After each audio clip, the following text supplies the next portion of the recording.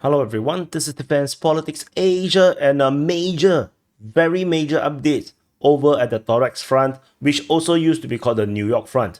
So this is New York, and this is Toretsk. And major developments over at the New York side of things, based on the latest intel from the Russian sources, there is major Russian developments in this area as the Russian forces moving from New York, moving westward, as in this development, they not just reached the edge of Sukabalka, they even captured Leonidovo. So we need to zoom in order to see, because this is a bit zoomed out. So we go from the southern part. So over at this Sukabalka, Russian forces basically have progressed and captured multiple heavy fortifications and essentially have entered into Sukabalka from the east, and they have also secured some of these forest patches west of Yurievka, or actually east of Valentinivka.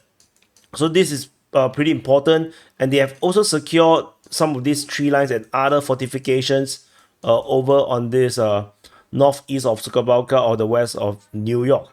So this on its own is pretty significant, because this marks a major development where the Russians is going to capture Sukabalka, secure the other side of Valentinivka, and then they hit south and wipe out the Ukrainian defenses over in the south of this position, which is Alexandropil and Panteleimonivka. And if this information is actually accurate and the Russian forces start the battle here, you may actually see the Ukrainian forces in the front line around here decide to actually retreat. Because if you lose this, then retreat is going to be pretty scary, and they might just abandon position, because it's just not the best place to be defending. So because there is Russian front line pretty far ahead here, and they could potentially attack north, cutting off this heavy entrenchment, and this will make withdrawal extremely complicated. North of this position, towards the Romanivka and the Leonidivka region, Russian forces also have advanced in this region. Part of the same offensive, the Russian forces also captured all the tree lines, almost all the tree lines on the southwest of Leonidivka, including some heavy entrenchments, and capturing all of these places as they are heading towards this reach, or this river or gully region near to Romanivka. And in the process, the Russian forces also expanded control around Leonidivka, and this expansion means the Russian forces have fully captured Leonidivka. This, however, is just a Russian claim. It's not confirmed yet. This is only in the Russian mapping. And because the Russians say they are winning, so it's just a claim.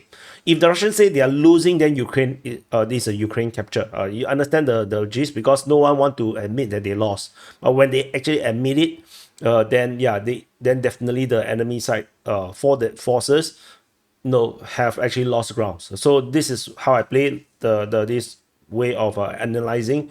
For example, which is why if we talk about deep state UA Ukrainian mapping, every time they talk about Russian advancement, it's a full capture, it's a confirmed capture, because they admit to losing grounds. But when deep state UA say that they have captured ground, it will just be a Ukrainian claim. It's the same thing for the Russian information. It will be the same, just in case you're not sure.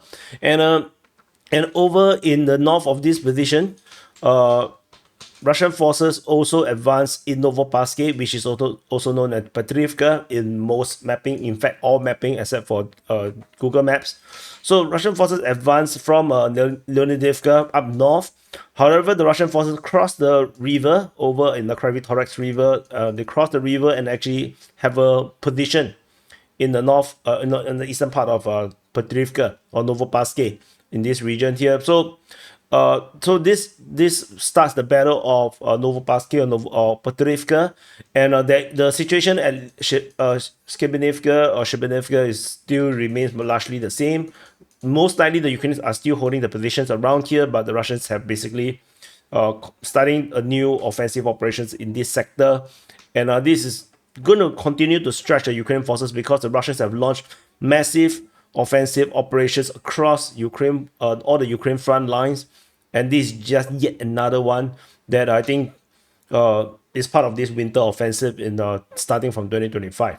So And nearby in Toretsk, there is also some new developments, newer information. This previous information, I'm not sure if I told you before. I'm probably mentioned in the frontline changes report.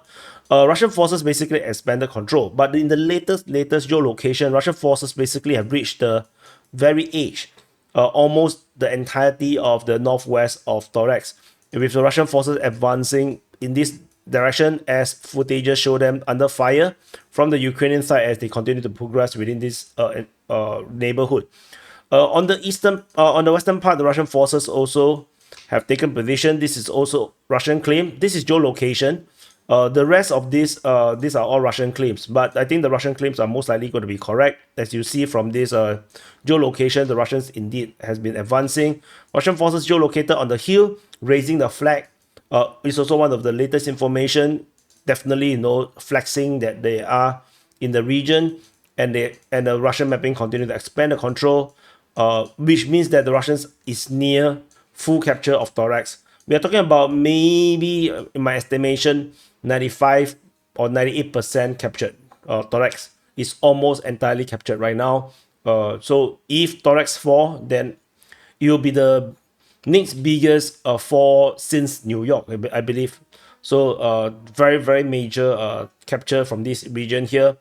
And but the battle continues. So anyway, this is just the quick update over from the Toretsk front, or the previously known as the New York front, particularly with these massive advances at New York. We're talking about like more than 10 square kilometers captured by the Russian forces.